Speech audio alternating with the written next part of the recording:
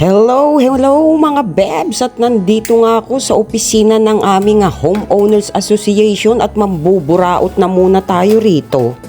At meron ako ditong transaksyon dahil magpapagawa ako ng bubong. Ano ba namang daliri yan, bebs? Ang sarap kagatin. At pumunta naman tayo dito sa office ng subdivision at meron din akong kailangang alamin. At pagkatapos nga ng transaksyon ko doon ay walang pasok si Junakis, nagyaya siya at gusto daw niyang makalabas-labas man lang. We are so early kaya ang daming nag-aabang, wala pa palang 10:00 mga bebs. Kaya naman iintayin muna namin magbukas ang mall at dito namin naisip mananghalian kay Kuya Jay. Sino ba si Kuya Jay? Ang kilala kong Jay is si Jay Manalo, ang aking all-time season crush. Of course, kami ang kauna-unahang customers.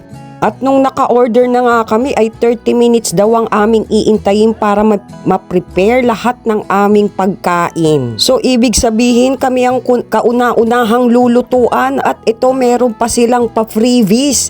Meron silang laway ng balinsasayaw, soup mga bebs. Siguro naawa sila dahil yung in-order kong beef tadyang soup ay wala. At buti na lang yung ibang in-order ko ay wala. Mga bebs, hindi available. Dahil dito lang sa soup ay busog na ako. Parang gusto ko nang i-cancel yung order. Pero in fairness, masarap ang kanilang soup at mainit pa. Pero nagtataka talaga ako, lahat ng mga siniserve na food dito, mainit tas maya-maya malamig na. Dahil nga dito sa panahon mga bebs, at ayan dumating na ang aming pineapple juice na akala mo pineapple frothy. Dahil medyo ma-frot siya, yung masyado siyang mabubbly. At napakasipag nito at attentive ang aming waitress. At ito na nga ang pagkain namin mga bebs, pakbet, inihaw na liempo, tortang ensaladang talong, pusit sisig, at yung aming ano pa ba yun? Bahala na kayo, tignan nyo na lang sa lamesa at nakalimutan ko na.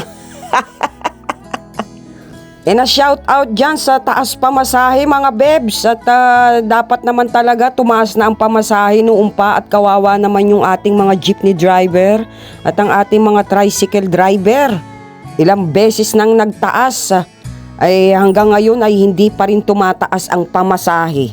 At sana naman umigi-igi na ang panahon next week para naman maumpisahan na yung pagpapatrabaho ko doon sa aking bubong mga bebs. Dahil itong buwan ng Pebrero ay talagang walang tigil ang pag-ulan. Magpapakita lang ng konti yung araw at mamaya ay bubuhos na naman ang ulan. Parang ako lang. Kalmado ngayon, maya-maya ay galit.